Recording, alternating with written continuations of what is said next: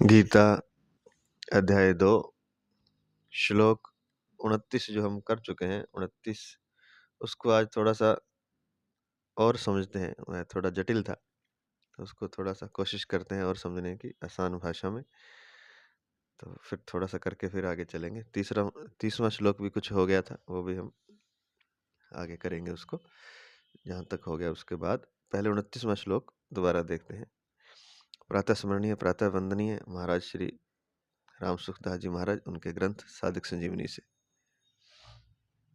श्लोक इस प्रकार है।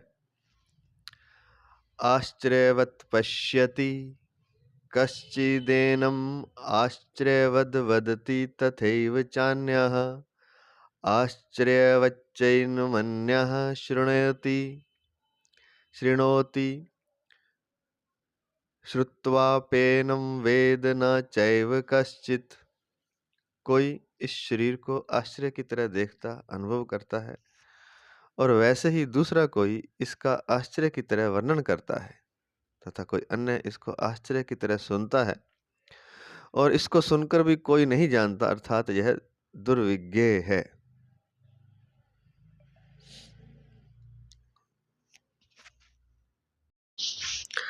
तो पहला तो ये है कि आश्चर्यवत् पश्यति कश्चिदेनम।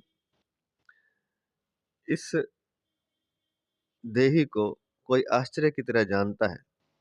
कारण ये है कि दूसरी चीजें जो हम देखते हैं सुनते हैं, दूसरी चीजों के बारे में देखने में सुनने में पढ़ने में और जानने में आती हैं दूसरी चीजें, वैसे इस देही का जानना नहीं होता, उस तरह से नहीं जाना जाता है इसको। क्यों?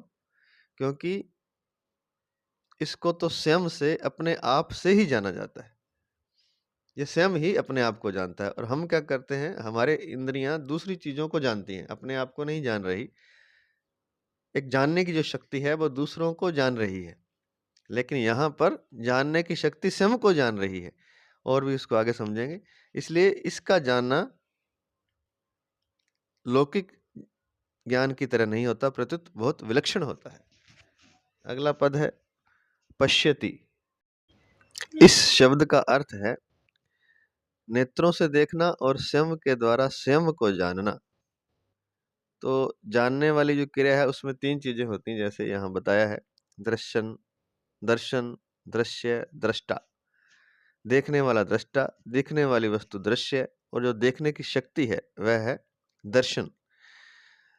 लेकिन जो परमात्मा अनुभव है, जो अपनी सत्ता है, उसमें ना दृष्टा है ना दृश्य है, केवल दर्शन है।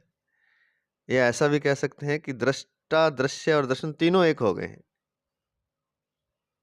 अर्थात जानने वाला जो दर्शन है वही स्वयं को जान रहा है। तो इसके लिए यहाँ पर एक शब्द इन्होंने दिया है। दूसरी चीजों को जब जानते हैं तो वो करण सापेक्ष है, लेकिन स्वयं को जानना जो है वह करण निरपेक्ष है। जैसे मैं हूं, यह मैं अपने को जानता हूं, इसके लिए किसी प्रमाण की आवश्यकता नहीं होती। और दूसरे को कैसे बताएंगे कि मैं हूं? जैसे आंख बंद करके अगर हम अपने आप को महसूस करें तो दिखता तो कुछ नहीं है, लेकिन हम अपने आप को जान रहे हैं कि मैं हूं। यह जो मैं हूं होना है, इसमें किसी प्रमाण की आवश्यकता नहीं है कि कोई उदाहरण दिया जाए, कोई प्रमाण दिया जाए, किसी करण की आवश्यकता नहीं है। इसे दृश्य रूप से नहीं देख सकते, दूसरी चीजों की तरह नहीं देख सकते। इसका ज्ञान अपने आप को ही होता है। यह ज्ञान इंद्रियजन्य या बुद्धिजन्य नहीं है। इसलिए स्वयं को, अपने आप को जानना आश्चर्य की तरह होता है, क्योंकि इंद्रियजन्य, इंद्रियों से नहीं जाना जा रहा स्वयं को, ना बुद्धि से जाना जा रहा है। जैसे हम आंख बंद करके स्वयं को देखते हैं कि अपना होना महसूस होता है, चाहे अंधेरा हो, चाहे वहां प्रकाश भी ना हो। और यहाँ तक कि नींद में भी हम अपने आप को जान रहे होते हैं, स्वप्न को देखने वाला कोई होता है। तो इसमें क्या है कि प्रमाण की आवश्यकता नहीं है और ये आश्चर्य की तरह, इसलिए यहाँ शब्द आया आश्चर्यवत् पश्यति। तो इसको आश्चर्य की तरह देखा जाता है। एक उदाहरण और दिया है इन्होंने कि जैसे अंधेरे कमरे में कोई वस्तु को हमने देखना है तो 2 चीज चाहिए, आंखें चाहिए और दीपक का या प्रकाश चाहिए। लेकिन अगर दीपक को ही देखने जाना हो तो फिर दीपक के प्रकाश की आवश्यकता नहीं है, क्योंकि दीपक स्वयं प्रकाशित है। ऐसे ही जो हमारी सत्ता है वह स्वयं प्रकाशित है, वो स्वयं ही अपने आप को देख लेती है, जान सकती है, देख सकती है, महसूस कर सकती है। इसलिए उसको किसी साधन की आवश्यकता नहीं पड़ती, किसी इंद्रिय की, किसी बुद्धि आदि की, किसी इंद्रिय की कोई आवश्यकता नहीं है। एक और बताया है इन्होंने कि जैसे 3 शरीर हैं, स्थूल शरीर है, सूक्ष्म शरीर है और कारण शरीर है। स्थूल शरीर तो अन्न से बना हुआ है, उसको हम वो इंद्रियों द्वारा जाना जाता है। फिर सूक्ष्म शरीर है जो कि 5 ज्ञानेंद्रियां, 5 कर्मेंद्रियां, 5 प्राण, मन और बुद्धि, इन तत्वों से बना है। और ये सूक्ष्म शरीर है जो इंद्रियों का विषय नहीं, इसको बुद्धि से जाना जाता है। और जो कारण शरीर है वह बुद्धि से भी नहीं जाना जाता, जिसमें प्रकृति स्वभाव रहता है, वह कारण शरीर है। इन तीनों शरीरों पर विचार किया जाए तो जो अपनी सत्ता है, जो स्वरूप है, वो तो इन तीनों से अतीत है। कारण शरीर प्रकृति स्वरूप है, पर जो देही है, जो हमारा स्वरूप है, वह प्रकृति से भी अतीत है। अतः कारण शरीर भी मेरा स्वरूप नहीं है। यह देही जब प्रकृति को छोड़कर अपने स्वरूप में स्थित हो जाता है, तब यह अपने आप से अपने आप को जान लेता है। और यह पहले भी बता चुके हैं, फिर बता रहे हैं कि यह जानना सांसारिक वस्तुओं को जानने की अपेक्षा सर्वथा विलक्षण होता है, इसलिए इसको आश्चर्यवत पश्यति कहा गया है। और एक आगे एक और बात कहते हैं कि अपने आप को अनुभव करने वाला, अपने आप का अनुभव करने वाला कोई एक होता है। और फिर अन्य श्लोक में लिखा है कि कोई एक मनुष्य ही मेरे को तत्व से जानता है। इससे ऐसा लगता है कि इस अविनाशी तत्व को जानना बड़ा कठिन है, पर वास्तव में बात ऐसी नहीं है। इस तत्व को जानना कठिन नहीं है, दुर्लभ नहीं है, प्रत्युत बात यह है कि इस तत्व को सच्चे हृदय से जानने वाले की इस तरफ लगने वालों की कमी है, लगने वाले की कमी है। यह कमी जानने की जिज्ञासा कम होने के कारण है। जानना दुर्लभ नहीं है, कठिन नहीं है, लेकिन इसको पाने वाला हृदय चाहिए, वो उस हृदय की कमी है। और जो सच्ची श्रद्धा से जो कोई इसको पाने चलेगा वह इसको जान लेगा। अगला पद है आश्चर्यवद वदति तथैव चान्य। तो कोई आश्चर्य की तरह इसको जानता है और दूसरा कोई आश्चर्य की तरह इसका वर्णन करता है। अब बात यह है कि अब ये वाणी का विषय नहीं है। जैसे स्वयं को हमने आंख बंद करके देखा तो उसको वाणी से कैसे बताएंगे, लेकिन कोई इसको बता सकता है। बहुत अगर जानने वाले हैं तो उनमें से कोई उसको वाणी के द्वारा ठीक ठीक तो नहीं बता सकता, लेकिन इशारा कर सकता है। ठीक क्यों नहीं बता सकता? क्योंकि जिससे वाणी भी प्रकाशित होती है वह वाणी उसका वर्णन कैसे कर सकती है। जो महापुरुष इस तत्व का वर्णन करता है वह तो शाखा चंद्र न्याय की तरह वाणी से ही इसका केवल संकेत ही करता है, तो जिससे कि सुनने वाले का लक्ष्य बन जाए। अतः इसका वर्णन भी आश्चर्य की तरह होता है। श्लोक में अन्य पद आया है जिसका यहाँ दिया है, उसका अर्थ है कि दूसरा कोई। इसका मतलब ये नहीं कि जानने वाला अलग है और कहने वाला अलग है। अन्य पद देने का तात्पर्य ये है कि बहुत से अगर जानने वाले हैं तो उसमें कोई अन्य है, अर्थात कोई एक कहने वाला है। इसका अर्थ ये है। अगला पद है आश्चर्यवच्चैन मन्यः शृणोति। दूसरा कोई इस देही को आश्चर्य की तरह सुनता है। इसमें 3 स्थितियां बताई हैं। पहला कि इस शरीर को कोई आश्चर्य की तरह कोई देखता है, अनुभव करता है, अर्थात इस शरीर को, इस स्वरूप को, हमारी सत्ता को, आत्मा को। और ऐसे बहुत से लोग होते हैं तो उनमें से कोई एक फिर इसको आश्चर्य की तरह वर्णन करता है। और जो बहुत से आश्चर्य की तरह वर्णन करते हैं, तो अन्य कोई इसको आश्चर्य की तरह सुनता है। तो जो सुनने वाला है वो तो अलग है, लेकिन जानने वाला और कहने वाला एक ही है। यह थोड़ा समझने की बात है। लेकिन फिर सुनने वाले का भी दिया है।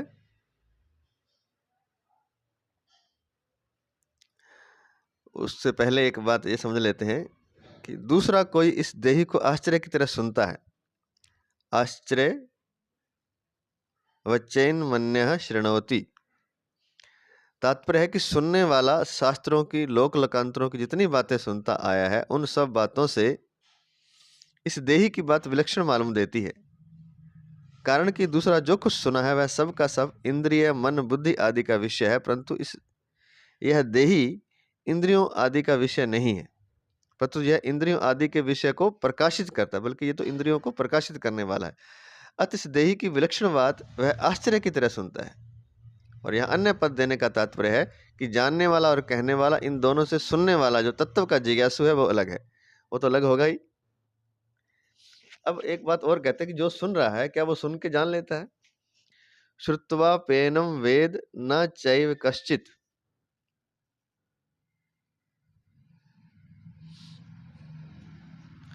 और इसको सुनकर भी कोई नहीं जानता, अर्थात यह दुर्विज्ञ है। इसका तात्पर्य यह नहीं कि उसने सुन लिया तो अब वह जानेगा नहीं। इसका तात्पर्य यह है कि केवल सुन करके नहीं जान सकता, लेकिन सुन लेगा तो उसको एक लक्ष्य प्राप्त हो जाएगा और उसको दिशा मिल जाएगी। जब वो सुन लेगा तो वो जान भी लेगा, लेकिन केवल मात्र सुन के नहीं जान सकता। लेकिन अंत में एक और दिया है वो कि सुन के भी जान सकता है, जब कोई तत्वज्ञ महापुरुष अपने पास बैठा करके किसी श्रद्धालु जिज्ञासु साधक कोई हो और वो किसी तत्वज्ञ महापुरुष के पास बैठकर सुने, तो वह मात्र सुन के भी जान सकता है। तो ये दो स्थितियां यहाँ बताइए, लेकिन मुख्य बात यह है कि इसको मात्र सुनने से नहीं जान सकता, सुनने से जाना जाएगा बाद में। जब वह सुनने से, जो उसने सुन लिया है उसके हिसाब से जब वह क्रिया करेगा, जब कुछ करेगा, जब समझेगा बुद्धि मन आदि से, तो वो उसको बाद में जान सकता है। तो इसका तात्पर्य है केवल सुन करके, सुनने मात्र से इसको कोई भी नहीं जान सकता। सुनने के बाद जब वह स्वयं उसमें स्थित होगा, जब स्वयं स्थित होगा, तब वह अपने आप से ही अपने आप को जानेगा। तो यहाँ हम एक उदाहरण जो मेरी समझ में आया है वो ये है कि जैसे बिलियर्ड खेलते हैं तो उसमें बॉल होती है, तो एक डंडे से उसको चोट किया जाता है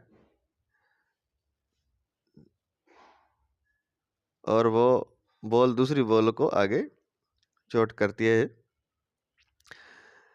तो उसके जो साइड में, उस जो सरफेस है उसका जो तल है, उस तल से चारों ओर एक छेद बने होते हैं कोने में, उस छेद से वो बॉल नीचे चली जाती है। लास्ट में जब वो मान लीजिए जीतता है जब, तो वो सारी बॉल जब नीचे चली जाती है, जिसकी ज़्यादा चलेगी वो मान लीजिए जीत गया। तो अब जो चोट लग रही है डंडे से, उससे वो अपने आप को, मान लीजिए कि वो छेद में जाना बॉल का अपने आप को जानना है, ऐसा एक उदाहरण के लिए मान सकते हैं। लेकिन जो उसको उस डंडे से मान लीजिए चोट की जा रही है, उससे वह अपने आप को नहीं जान रहा। अपने आप को तो वो तब जानेगा जब उस छेद में प्रवेश कर जाएगा वह बॉल। लेकिन तब जो डंडे से चोट की गई है, उस चोट से उसको एक दिशा मिली, उस दिशा की तरफ गति की है और फिर वो उस कोने में जाकर के उस छेद में से वह नीचे अपने आप में कह सकते हैं कि स्थित हो गया। तो इस तरह से एक उदाहरण से समझ सकते हैं। तो दूसरों के कहने सुनने से उसको एक दिशा मिलेगी और फिर वो अपने आप को जान सकेगा। और अंत में एक उदाहरण अन्य दिए, क्योंकि ये अलौकिक बातें हैं, तो इसमें ऐसा भी है कि सीधा गुरु से अगर कोई तत्वज्ञ महापुरुष हो, जानकार हो भगवत तत्व का, और शिष्य जिज्ञासु हो, उसका पात्र खुला हुआ हो या कहें सीधा पड़ा हो, यहाँ कहें वो ग्रहण करने के लिए बिल्कुल तैयार हो शिष्य, उसमें इतनी श्रद्धा हो, इतनी प्यास हो, तो सुनने मात्र से भी जाना जाता है। और हमें तो एक बात और लगती है, हो सकता है वह पूरी तरह सही ना हो, लेकिन थोड़ी-थोड़ी अनुभव में आई है कि अगर हम में श्रद्धा है, प्यास है और इस परमात्म तत्व का थोड़ा के बारे में सुना हुआ है, तो अगर हम शास्त्र समझ सकते हैं, तो शास्त्र भी गुरु का काम कर सकता है। उस शास्त्र को सुनते-सुनते भी हम उस स्वरूप को जान सकते हैं, ऐसा मेरा अपना मानना है। शास्त्र भी गुरु का काम कर सकता है, क्योंकि शास्त्र में तो सत्य ही लिखा हुआ है। लिखने वाले जो महाराज व्यास जी हैं मुख्यतः तो, या फिर रामचरितमानस तुलसीदास जी हैं या वाल्मीकि जी हैं, बस यही हैं, इन्होंने लिखे हैं शास्त्र। अधिकतर क्या लगभग सारे ही व्यास जी ने लिखे हैं। तो व्यास जी स्वयं परमात्मा है, स्वयं श्री कृष्ण है। तो उन्होंने वो बताने में बड़े माहिर हैं, मतलब वो जो आत्म अनुभव की बात है, उसको वो ठीक से शब्दों से जितना बताया जा सकता है उतना उन्होंने बता दिया है। अधिकतम जो शब्दों से बताया जा सकता है, क्योंकि व्यास जी बड़े बड़े महर्षि हैं, बहुत बड़े कवि हैं। कोई भी कवि, कोई भी राइटर, कोई भी लेखक, उनकी मतलब उनसे कोई तुलना ही नहीं है। वो आसमान है तो बाकी राइटर जमीन है, अगर वो सूर्य हैं तो बाकी राइटर जो हैं, लेखक हैं, कवि हैं, वो सारे दीपक हैं। ये हम अपने अनुभव से कह रहे हैं, क्योंकि जब आप शास्त्र पढ़ेंगे तब आप जानेंगे कि उनमें ऐसी-ऐसी बातें, ऐसी-ऐसी लाइनें, ऐसे-ऐसे वाक्य हैं। एक-एक वाक्य पर एक पुस्तक लिखी जा सकती है, और एक-एक वाक्य में ऐसा-ऐसा ज्ञान भरा है, जिसका कोई मोल नहीं है, अनमोल है। और वो जो ज्ञान है, वो उस तरफ इशारा कर रहा है, अपने जानने की तरफ। तो महाराज श्री महर्षि व्यास जी से बेहतर तो कोई नहीं लिख सकता, कोई नहीं बता सकता, कोई नहीं शब्दों को उस तरह से बता सकता। तो मेरा ऐसा मानना है, हमारा ऐसा मानना है कि शास्त्र को पढ़कर भी अगर उसे हम समझ रहे हैं, थोड़ा हमारा पहले बेस बना हुआ है गुरुओं के पास जा कर के, या जैसे भी ध्यान आदि से, जप आदि से, कीर्तन आदि से थोड़ी नहीं, उस तत्व की पूर्ण प्यास है और श्रद्धा पूरी है और शास्त्रों में श्रद्धा है, तो हमें लगता है कि शास्त्र भी गुरु का काम कर सकते हैं। तो सुन के भी मात्र जाना जा सकता है, क्योंकि भागवत में शुरू में ही ये लिखा हुआ है, भागवत ग्रंथ में सबसे पहले यही लिखा हुआ है कि सुन कर के ही इसे जाना जा सकता है। सुनते ही कानों के द्वारा उस रस को पिया जाता है और वो रस अपने आप हृदय में प्रवेश कर जाता है। भागवत कहते हैं कि बना बनाया रस है, जैसे आम रस हो। आम नहीं खाना, रस है सीधा वो, और वो रस को पीने का जो तरीका है, वो हमारे कान हैं, कर्ण हैं, हमारे कर्णपट हैं। तो उनसे हम जब पी लेंगे तो वो सीधा ही ज्ञान हमें अनुभूति करा देगा, कह सकते हैं अपनी स्वरूप में स्थित करा देगा। ऐसा हमें लगता है और भागवत में भी लिखा हुआ है। तो दूसरी बात कि गुरु से तो वह जान ही लेगा, इसमें कोई संदेह नहीं है। अगर तत्वज्ञ गुरु है और शिष्य प्यासा है, श्रद्धा युक्त है, ग्रहण करने को अति आतुर है, तो वह तुरंत ही उस ज्ञान को प्राप्त कर लेगा, अनुभव कर लेगा, उसमें स्थित हो जाएगा। अब एक बात लिखी है कि अपने आप से अपने आप को जानना क्या होता है। इसको समझने के लिए तो एक होता है करना, कुछ कार्य जो हम करते हैं वह करते हैं हम कर्म इंद्रियों के द्वारा। एक होता है देखना, दूसरी चीजों को महसूस करना अपने श्रम के अलावा। तो देखने में ज्ञान इंद्रियों की आवश्यकता पड़ती है, आंख, नाक, कान, जीभ, त्वचा, महसूस करने में, देखने में, सूंघने में, सुनने, क्योंकि दूसरी चीज है कोई, उसको हम अपने इंद्रियों से अलग कोई चीज, उसको हम महसूस कर रहे हैं, देख रहे हैं। तो देखना होता है ज्ञान इंद्रियों से। और जो स्वयं को जानना है,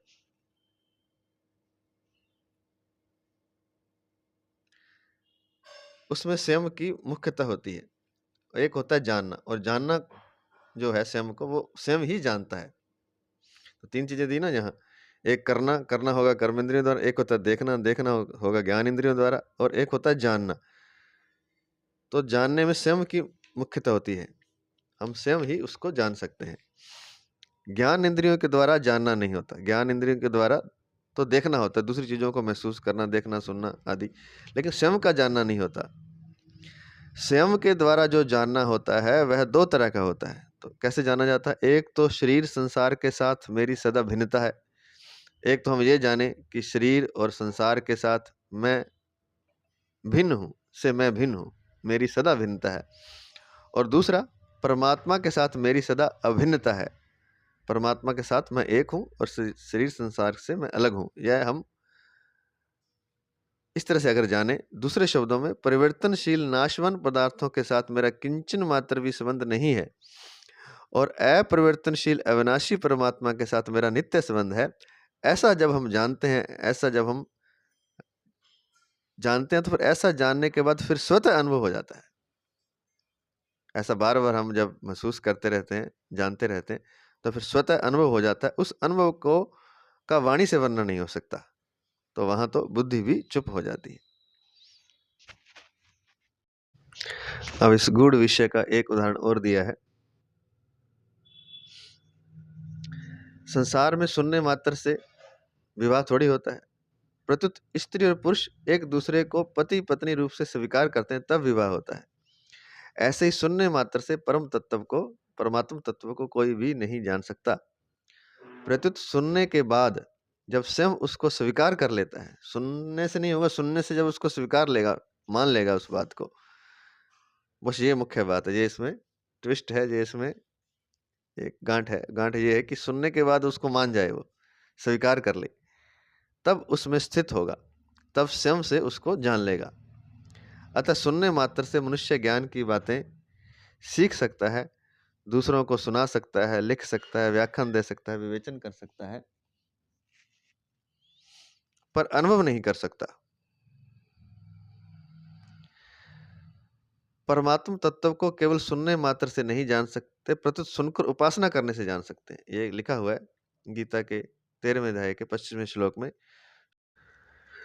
श्रुत्वान्येभ्य उपासते, गीता के 13वें अध्याय का 25वां श्लोक। तो सुनने मात्र से नहीं जान सकते, सुनने मात्र से अगर स्वीकार कर लेंगे तब भी हम उसमें स्थित हो जाएंगे, और सुनकर उपासना करने से जान सकते हैं। जैसे अष्टावक्र ने महाराज जनक को बताया, तो वे सुनने मात्र से उन्होंने स्वीकार कर लिया और उसमें स्थित हो गए अपने स्वरूप में। और कुछ लोग उपासना करने से जानते हैं, जप आदि करते हैं, ध्यान करते हैं, साधना करते हैं, तो जानते हैं। सुनने से एक दिशा मिलती है कि क्या करना है, और फिर उपासना करके जानते हैं। एक अन्य बात लिखी है यहाँ कि अगर, जो हम पहले कह चुके हैं, अगर परमात्म तत्व का वर्णन करने वाला अनुभवी हो और सुनने वाला श्रद्धालु हो तथा जिज्ञासु हो, तो तत्काल भी ज्ञान हो सकता है। चलते हैं आगे के श्लोक के, श्लोक नंबर 30। इसकी कुछ तो बात हम कर चुके हैं, परिशिष्ट भाव रह गया था इसका, वो हम करते हैं अभी। श्लोक इस प्रकार है, 30 नंबर।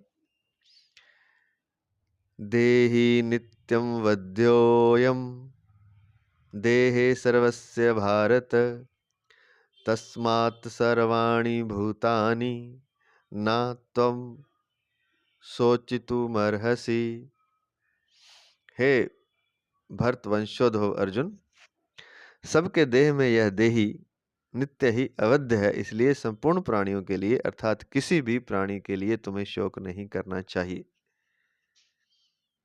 और इसका परिशिष्ट भाव रह गया था, बाकी हो गया था, यहाँ तक हो गया था। प्रकृति और संसार से संबंध विच्छेद करके और अपने आप को जानकर ब्रह्म के साथ अभिन्नता का अनुभव करना चाहता है, ईश्वर के शरण होना चाहता है, तो वो सच्चा साधक है, खाली बुद्धि से परमात्मा का ज्ञान नहीं चाहता। तो आगे चलते हैं परिशिष्ट भाव में। भगवान ने 11वें से 30वें श्लोक तक देह देही के विवेक का वर्णन किया है। इस प्रकरण में भगवान ने ब्रह्म, जीव, प्रकृति, पुरुष, जड़, चेतन, माया, अविद्या,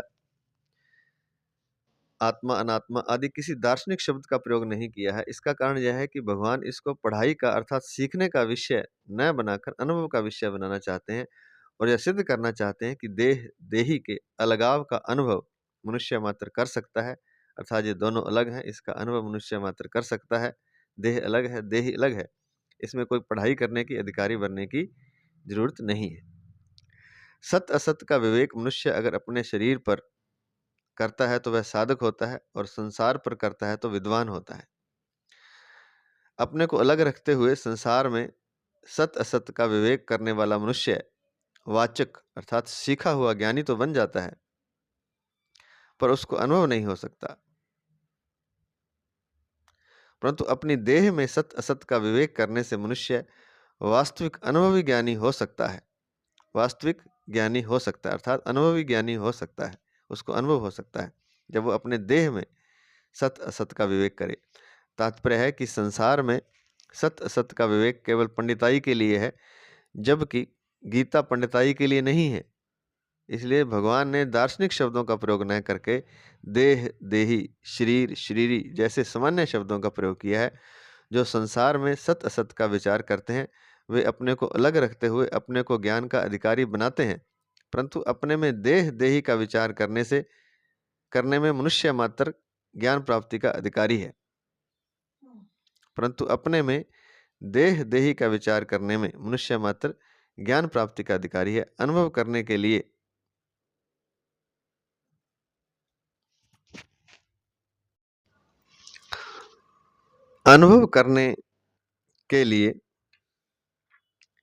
देह देही का विवेचन उपयोगी है और सीखने के लिए तत्व का विवेचन उपयोगी है। इसलिए साधक अनुभव करना चाहता है तो सबसे पहले उसको शरीर से अपने अलगाव का अनुभव करना चाहिए कि शरीर शरीरी के संबंध से रहित है और शरीरी शरीर के संबंध से रहित है, अर्थात मैं शरीर नहीं हूं। उसने जितनी सच्चाई से, दृढ़ता से, विश्वास से और निस्संदेहता से शरीर की सत्ता महत्ता मानी है, उतनी ही सच्चाई से, दृढ़ता से, विश्वास से और निस्संदेहता से स्वयं अर्थात अपने स्वरूप की सत्ता महत्ता मान ले और अनुभव कर ले।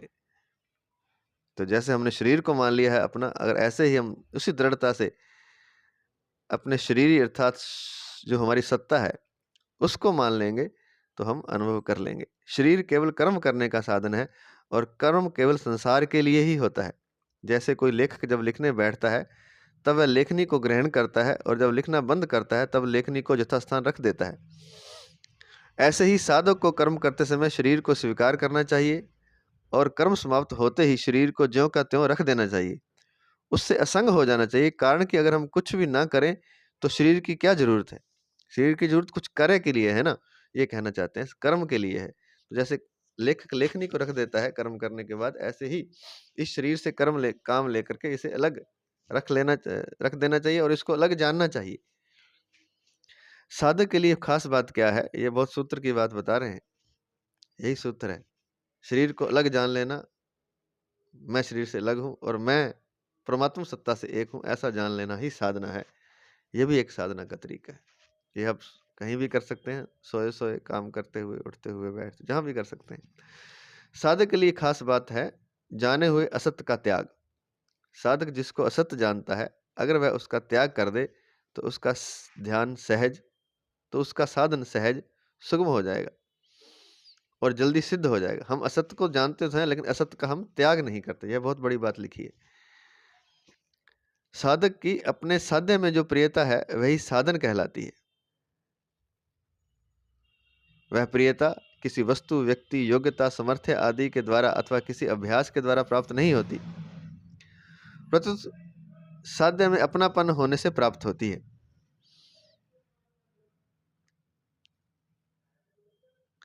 साधक जिसको अपना मान लेता है उसमें उसकी प्रियता स्वतः हो जाती है, परंतु वास्तविक अपनापन उस वस्तु से होता है जिसमें ये चार बातें हों। तो कहने का तात्पर्य यह है, जो सत्य है, जो झूठ है, उसका त्याग कर दे, क्योंकि जानते तो सभी हैं कि संसार झूठ है। हर एक चीज धीरे धीरे उसको समझ करके उसका त्याग कर दे तो वह जल्दी सिद्ध हो जाएगा। और दूसरी बात लिखी है कि साधक की अपने साध्य में जो प्रियता है वह साधन कहलाती है, तो वो किसी अभ्यास से नहीं आती है, किसी वस्तु, व्यक्ति, योग्यता, सामर्थ्य आदि के द्वारा अथवा किसी अभ्यास के द्वारा प्राप्त नहीं होती, प्रत्युत साध्य में अपनापन, साध्य में जब प्रेम हो जाता है, जैसे भगवान कृष्ण का कोई साधक है तो साध्य भगवान है, तो भगवान में जब अपनापन हो जाएगा, प्रेम हो जाएगा, साधक उसको अपना मान लेता है, तो उसकी प्रियता संत हो जाती है। तो इसलिए महाराज जी हमेशा कहते हैं कि ये मान लो कि भगवान मेरे हैं, मैं भगवान का हूँ। तो परंतु वास्तविक अपनापन उस वस्तु से होता है जिसमें ये 4 बातें होती हैं। अब वो और डिटेल से बताया कि अपनापन कैसे होता है, तो उसमें ये 4 बातें होनी चाहिए। नंबर 1, जिसमें हमारी सधर्मता अर्थात स्वरूपगत एकता हो। एक तो हमारे स्वरूप होना चाहिए, जैसे भगवान कृष्ण के हम स्वरूप है, तो हमारा स्वरूप भगवान श्री कृष्ण है, तो भगवान श्री कृष्ण से हमारी स्वरूपगत एकता है। तो जिसमें हमारी सधर्मता, दोनों का धर्म एक हो, परमात्मा और आत्मा एक ही हैं, तो पहले तो उसमें हमारी सधर्मता और स्वरूपगत एकता हो। नंबर 2, जिसके साथ हमारा संबंध नित्य रहने वाला हो, और परमात्मा के साथ हमारा संबंध नित्य रहने वाला है, तो कहते हैं कि उससे प्रियता, जो प्रेम है, वो दृढ़ हो जाएगा। तो चीज़ों के साथ तो हमारा संबंध नित्य नहीं है, वस्तु व्यक्ति तो आते जाते रहेंगे, बुढ़ापे में वस्तुओं का भी बुढ़ापा आता है और शरीर का भी बुढ़ापा आता है, तो वह नित्य संबंध नहीं है। लेकिन जिसके साथ हमारा संबंध नित्य रहने वाला है, और वह है परमात्मा। नंबर 3, जिससे हम कभी कुछ न चाहें। एक खास बात हो रहा है कि जिससे हमारी प्रियता है उससे हम चाहें ना। चाहने से क्या है कि वो जो प्रेम है वो कम हो जाता है, जो प्रियता कम हो जाती है, जिससे हम कभी कुछ न चाहें। और नंबर 4, हमारे पास जो कुछ है वह सब जिसको समर्पित कर दें, और जो हमारे पास है वह सब कुछ उसको समर्पित कर दें। ये 4 बातें जब हो जाएंगी तो प्रियता प्रगाढ़ हो जाएगी, और अपने आप ही स्वतः ही हम अपने स्वरूप में स्थित हो जाएंगे। तो ये भगवान वाली बात हमने पहले बता दी, इन्होंने खाली इतना लिखा हुआ है। नंबर 1, जिससे हमारी जिससे हमारी सधर्मता अर्थात स्वरूपगत एकता हो। नंबर 2, जिसके साथ हमारा संबंध नित्य रहने वाला हो। नंबर 3, जिससे हम कभी कुछ ना चाहें।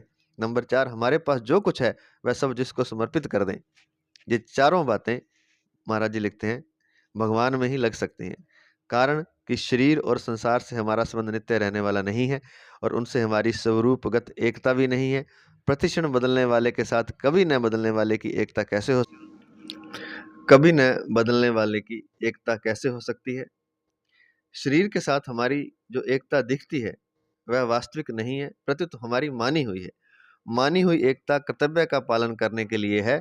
तात्पर्य है कि जिसके साथ हमारी मानी हुई एकता है उसकी सेवा तो हो सकती है, पर उसके साथ अपनापन नहीं हो सकता।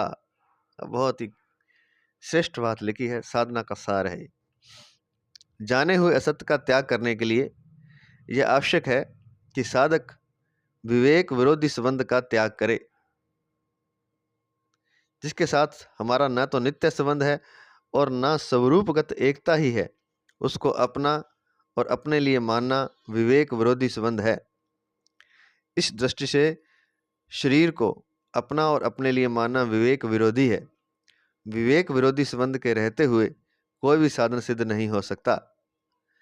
शरीर के साथ संबंध रखते हुए कोई कितना ही तप कर ले, समाधि लगा ले, वाह क्या बात लिखी, लोक लोकांतर में घूम आए, तो भी उसके मोह का नाश तथा सत्य तत्व की प्राप्ति नहीं हो सकती। पहले तो असत्य जो है शरीर के साथ जो संबंध है उसको हमें, उस संबंध का हमें त्याग करना होगा। तो यहाँ तो बहुत बड़ी बात लिखी है, कोई कितना ही तप कर ले, समाधि लगा ले, लोक लोकांतर में घूम आए, तो भी उसके मोह का नाश तथा सत्य तत्व की प्राप्ति नहीं हो सकती। विवेक विरोधी संबंध का त्याग होते ही मोह का नाश हो जाता है तथा सत्य तत्व की प्राप्ति हो जाती है। इसलिए विवेक विरोधी संबंध का त्याग किए बिना साधक को चैन से नहीं बैठना चाहिए। अगर हम शरीर से माने हुए विवेक विरोधी संबंध का त्याग ना करें तो भी शरीर हमारा त्याग कर ही देगा। एक दिन शरीर हमें छोड़ देगा, आप नहीं छोड़ोगे तो। अगर जीते जी आप छोड़ दें शरीर से संबंध अपना, तो आप तत्क्षण सत्य तत्व की प्राप्ति कर लेंगे और मोह का नाश हो जाएगा। और नहीं करेंगे त्याग तो एक दिन शरीर तो हमारा त्याग कर ही देगा, शरीर हमें छोड़ देगा, वह छोड़ के चला जाएगा। जो हमारा त्याग अवश्य करेगा उसका त्याग करने में क्या कठिनाई है। क्या बात है, बहुत शानदार लिखा है। जो शरीर हमारा त्याग अवश्य करेगा, उसका त्याग करने में क्या कठिनाई है। इसलिए किसी भी मार्ग का कोई भी साधक क्यों ना हो, उसे इस सत्य को स्वीकार करना ही पड़ेगा कि शरीर मैं नहीं हूँ, शरीर मेरा नहीं है और शरीर मेरे लिए नहीं है। ना मैं शरीर का हूँ, ना शरीर मेरा है, ना मैं शरीर हूँ और ना शरीर मेरे लिए है, क्योंकि मैं अशरीरी हूँ। मेरा स्वरूप अव्यक्त है, मेरा स्वरूप तो अव्यक्त है। जब तक साधक का शरीर के साथ मैं मेरेपन का संबंध रहता है, तब तक साधन करते हुए भी सिद्धि नहीं होती और वह शुभ कर्मों से, सार्थक चिंतन से और स्थिति की आसक्ति से बंधा रहता है।